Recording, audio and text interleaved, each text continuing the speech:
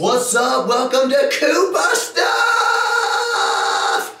What's up? That's how we like to intro it up in here. This is going to be a really fun Cooper Stuff. We're going to talk about Marvel Comics, Marvel Films. The name of this podcast is called Marvel Rules. We're going to get into all that stuff in a second, but before we do, you know what it's time for. It's fresh! Well, it's pretty obvious what is fresh today. Iron Man. Hello. Check it out. It's really heavy, but I'll have to figure out what number it is in a second. I'll show it to you. But check it out. Wait a minute. Wait for it. Wait for it. Wait for it. Boom! Can you see the eyes on there? Can you see them? Off. Boom! This is some serious FOBTA we have. Hashtag FOBTA going on up in here. Love me some Iron Man. I'm going to show you this. Check it out. Check this out. Yeah, check it out, baby. Look at that down on the bottom of it. Cooper, 1987. Hello. I'm aging myself. I don't even care. Not old, young. Aww. I was drawing Iron Man before it was cool. I don't want to say I'm a trailblazer, but I would like for you to say it and for me to say, Amen! It's fresh! So we're going to talk about Marvel's just general, absolute awesomeness and absolute dominion of the entertainment industry. And you know why we're doing it this month is because in a few weeks, Endgame comes out. And we're going to get to Endgame a little bit later. We're going to talk about some stuff there. Spoiler alert, it better be awesome. So today's podcast is going to have 3 different sections. Number 1, Marvel Rules. Number 2, the Marvel Rules. Do you get it? Like their rules they have for themselves? The Marvel Rules. Number 3, my rules, boy. Swear to me. Oh, that's Batman. Sorry, take it back. You can't cross-mogenate DC and Marvel. I feel bad for Batman because he's like the lone awesome thing in a sea of crap called DC. I said it! I said it! I don't even feel bad. It's like calling Diet Coke the same thing as Dr. Pepper. Doesn't happen. It's like cross-mogenating Star Trek with Star Wars. I think we know who wins that. Captain, we're caught in some kind of tractor beam. Open a channel! I sense a presence I've not felt in a long time. Nerds! First of all, I love Marvel Comics way before it was cool to like him. It used to be that only nerds liked comic books, and I was proud to be one of them. I don't even care. All right? Nerd, not me, maybe, whatever. I've always been one of those kind of people that the more someone tells me something is stupid that I like, I have to double down and then triple down because I don't really know why. It's kind of annoying. Maybe Corey's right. Maybe that's annoying. Yep, annoying. Anyway, hashtag self-realization moment. Hashtag why I don't have any friends. Except for you. I'm going to give you some examples of me doubling down. Me and my best friend when I was growing up. He's going to be watching. He's going to be laughing. We used to dress up in our underoos. Now, a lot of people might not know what underoos are because you're too young, or maybe I'm just too old. You don't have to say it and be rude. Anyway, don't be a hater. Anyway, underoos were basically underwear, and it would be a matching T-shirt with matching underwear, and they had like Spider-Man and Captain America, and it was a really big thing back in the 70s and 80s. So we would have our underoos on. I had a homemade cape. At one point that my mom made for me. It was a Batman cape. And so sometimes I was Batman, most of the time Spider-Man, sometimes Iron Man. And me and my best friend, we would run through the neighborhood, and no matter how much people laughed at us, we assumed that laughter actually meant like, oh, they're so freaking cool. Apparently I'm still guilty of that kind of thought process sometimes. Luckily, or maybe unluckily, there was no social media at the time to capture these awesome. I actually would be fine with it. If I found it, I would post it for you. And you'd see that my love for Spider-Man went all the way back. Other examples of things that I love that people thought was dorky some of the time, wrestling. And I don't mean like wrestling for your school. I'm talking about straight up WWE wrestling. Back then it was called WWF. And there was something about wrestling that just made me want to step into a Slim Jim. That was Randy the Macho Man. He was my favorite. I am the cream, yeah. The cream of the crop. And there is no one that does it better than the Macho Man Randy Savage. On balance, off balance, doesn't matter. I'm better than you are, yeah. His name's the Macho Man, so I don't really know why you'd want another name than that. All the way back, look, what's not to like about a bunch of dudes putting on, I think, kind of like underoos with huge muscles and drama and soap operas, usually to rock and roll. I don't know, like Monster. Hey! Love it. Wrestling's one of those things that you either love or you hate, and if you love it, you can't really explain to other people why you love it, but it's awesome. It's sort of like fairs. I don't know why I like fairs, but I like the funnel cakes and I like all the stuff. The gaudier, the better. The more redneck, the better for me. It's the Redneck Riviera going to WWE. Another example, of course, comic books. I don't know what it was. It was good versus evil. They had awesome costumes, let's just say, and huge muscles usually. But they were just like you and me, except, wait for it, they had superpowers. Pretty cool. And they usually had these superpowers not because they deserved it or because they were better people. They were just chosen to have it. And I think without knowing it, I really liked the philosophies of it. It spoke to me, something about being chosen, something about, you know, destiny. I love the destiny aspect of comic books. So why do I think Marvel rules? Why do I like those comics so much? Marvel had people that I could relate to. Like, for instance, you know, Batman was in Gotham City. I love Batman, by the way. We're not here to talk about Batman. We'll do that another time. Batman was in Gotham City. Superman was in Metropolis. But Peter Parker was in New York City. He was in the real world, in my real world, if you would. Spider-Man was a nerd. A total nerd and a geek, but he lived next door to a really hot girl that he was so high above him. She's so, hey! That's what I'm talking about. Remember that song? Now, some of you might not quite understand what it meant to be a nerd back in that time. It used to not be cool to be a nerd. Now, you can be a nerd and you can start some tech company and make $1 trillion dollars. But then, if you were a nerd, you got shoved into lockers and things like that, you know. Peter Parker was always a misfit. He was always the kid that didn't fit in. He was always completely misunderstood. So you're talking about someone now who can lift, like, what is it? I don't know, 30 tons or whatever he is. He's the strongest person in the school, but he's not allowed to show anybody. And he has this identity that everybody would freak out if he knew it. It'd be completely famous and awesome, but he has to just stay Peter Parker. And I always thought that was really cool, man.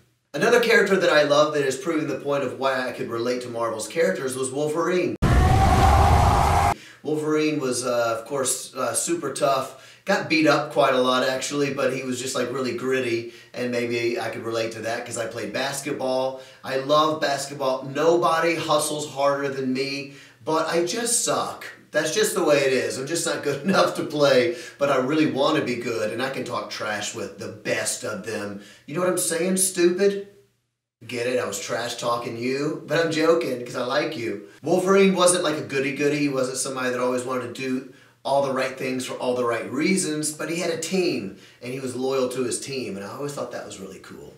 Another character that I loved, and I have to say first, this isn't a diss on Marvel, but they did not do a good job with this character in the movies because she was absolutely sick in the books. And that could be remedied because now the ownership for these films belongs to someone else. But Rogue in the X-Men comics was completely bad. She was so tough and she would you know, absorb other people's powers, and she would keep those powers, and she was like really wicked tough. In the movies, they kind of made her like kind of like a dumb girl that was kind of confused, and she just wasn't tough in the movie. In the books, she was absolutely awesome, but For a long time, she couldn't touch another person without hurting them because she had these powers. And so it was really a sad story. This really tough person with all these immense powers, but she couldn't have physical contact with anyone. You know, maybe she would accidentally stop their heart,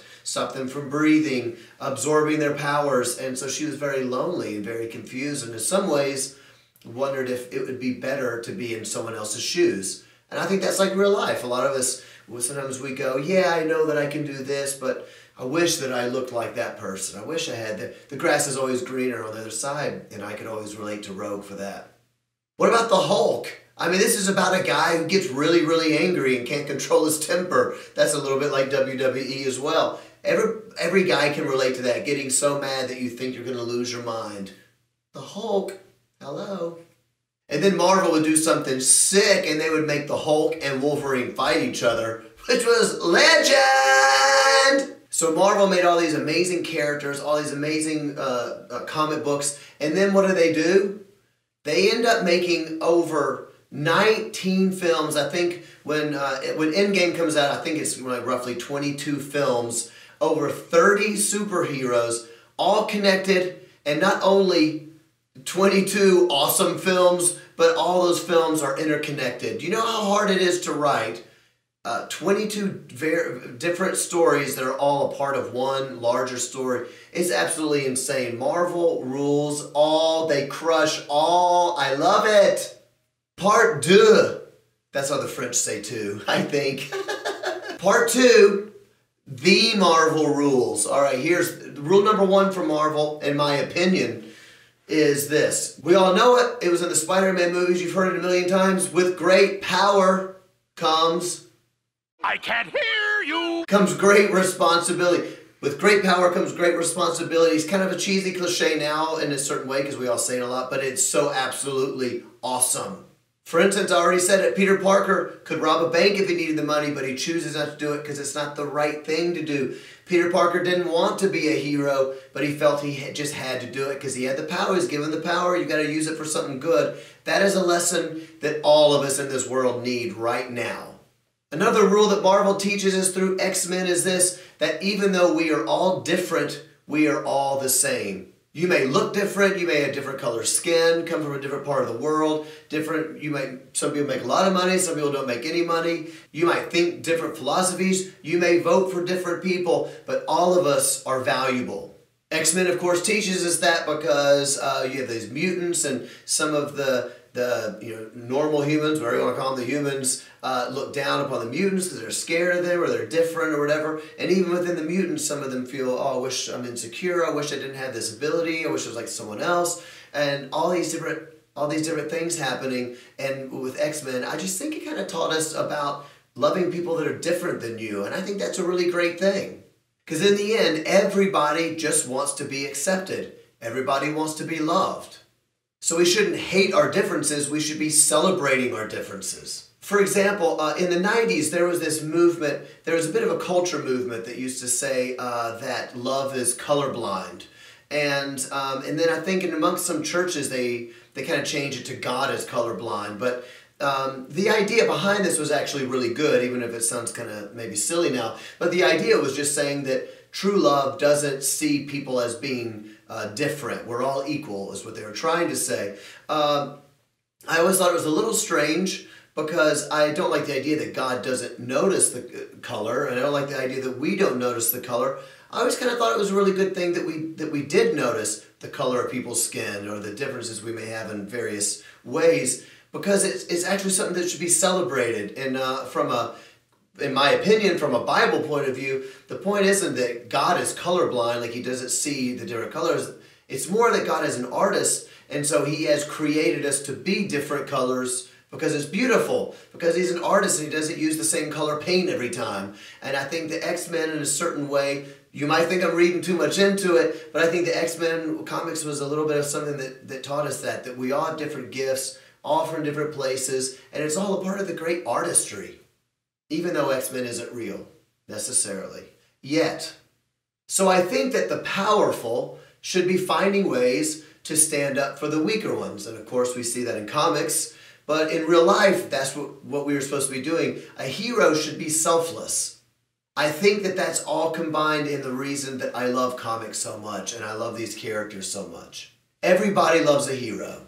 It is time for part 3, my rules, Cooper podcast rules for Marvel. I hope you're listening, Marvel. Are you listening? Because we're huge over here. Okay? I'm kind of a big deal. My first rule, spoiler alert, yep, you need to fix Infinity War. Fix it. I don't even know what's wrong with you people. The first hour and a half, I thought this is the best movie I've ever seen. Hands down, Marvel's done it again. And then the last 20 minutes, I honestly felt like my world was ending. All hope is gone. Fix it, fix it, fix it, fix it, fix it, fix it. Fix it, fix it, fix it. I was literally sad for 2 weeks, and I couldn't even figure out why I was sad because I kept saying, it's just a movie. You know they're going to fix it. Why are you so bummed? You need to fix that crap. Then I look over at my kids in the film, and my kids are crying. They are crying. I don't know if you know what you've done to us. I don't even know what kind of sick person that's write this sort of a, oh, Tony, I don't want to go, Tony. I don't want to go, Tony. Don't make me do it. Why are you making him do it? He doesn't want to go, all right? He doesn't want to do it. Honestly, Marvel, I love you. I'm just saying, I'm sure you're going to rock it, but I'm just saying, you need to fix it. Hey, Marvel, check your heart. Marvel, you need to check your heart. Marvel, check your heart. Hey, Marvel, check your heart. My only other rule for you, Marvel, is to never stop making films. The MCU is unbelievable. Everybody loves a hero. I love a hero. Who doesn't? Good versus evil. It is universal. We love a hero that lays his life down for something bigger than himself. And I think part of the reason that we like it is because even in our own hearts, on a day-to-day basis, there's a struggle of good and evil happening all the time. Sometimes you do things you think are good. Sometimes you do things that you know are not good. But there's the struggle happening, and we are all trying to fight to become better human beings. A lot of people watching already know that my band Skillet has a song called Hero. And people are always asking me, did you write Hero about Spider-Man? And the answer is no, but I hoped that it would get into a Spider-Man film, and I still have that hope that someone out there is watching. So then I get asked in interviews all the time, well then why did you write the song Hero? And then people say, you know, to me it's about my wife or my husband or my police officer or my teacher or my kids or whatever like that. They say, well, why did you write it? And I say, well, I wrote that song about my number one hero, which is Jesus. Jesus has been my biggest hero since I was a kid for lots of reasons. First of all, as I mentioned, good versus evil. We see that in the world everywhere that we go. Number 2, I wanted to see good win over evil. Number 3, I knew that I wasn't one of these superhumans with this great power to save anybody else, much less save myself. Number 4, I read about this awesome guy called Jesus who did have the power to lay his life down to save other people. The desperate, the weak, the needy, the poor, the outcast, all came to Jesus because they needed help. And Jesus, being the greatest hero of all time, gave his own life so that all of us could live. How do you know that? How do I know that? From the Bible. John 15:13 says this, no greater love has anyone than this, than someone lays his life down for his friends. Ha! Hallelujah! Woo! See how cool Jesus is. I wish that everybody knew it because the Bible is just so awesome. Thanks so much for watching today. I appreciate it. Send some comments down below. Follow us. Tell your friends about Cooper stuff. Go see Endgame and cross your fingers that they're going to fix it and it's going to be amazing. We'll see you next time on Cooper Stuff. Rock on. Cooper Stuff!